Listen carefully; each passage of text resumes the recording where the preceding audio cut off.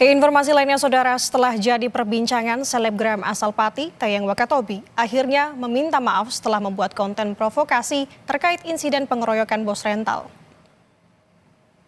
Kita kasih paham buat orang yang kurang paham.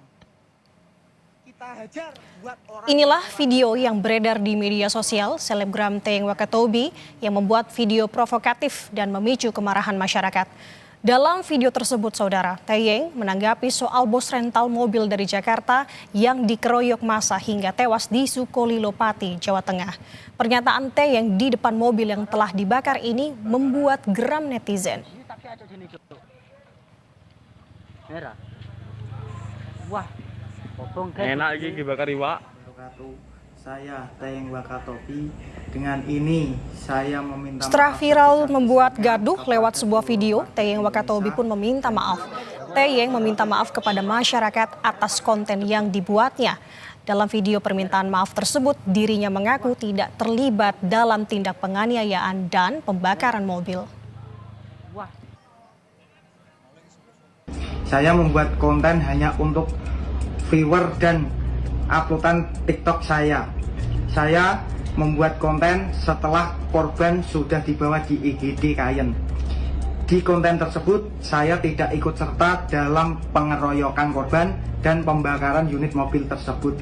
Atas kejadian konten kemarin, saya meminta maaf sebesar-besarnya ke seluruh anggota rental mobil se-Jawa Tengah dan se-Indonesia Raya.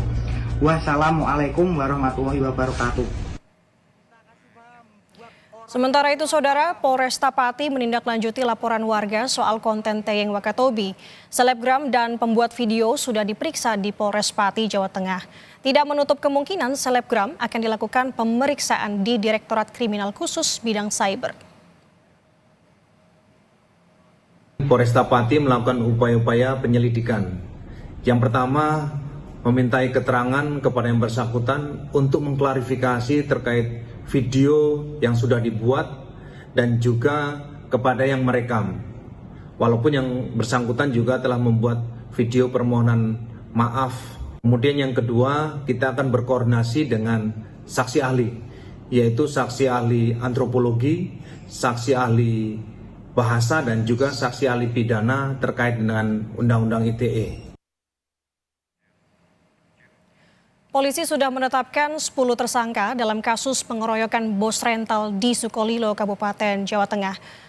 Polisi menyebut para tersangka melakukan penganiayaan secara bersama-sama kepada korban.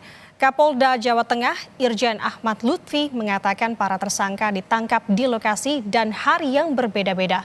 Mereka ditangkap setelah polisi mendapat cukup barang bukti. Secara tegas, Lutfi meminta siapapun yang terlibat dalam pengeroyokan bos rental mobil tewas di Pati agar menyerahkan diri.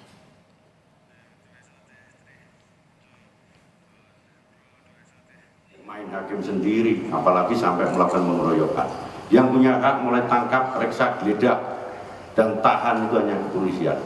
Oleh karena itu, saya warning kepada para pelaku untuk dalam 1 minggu untuk segera menyerahkan diri.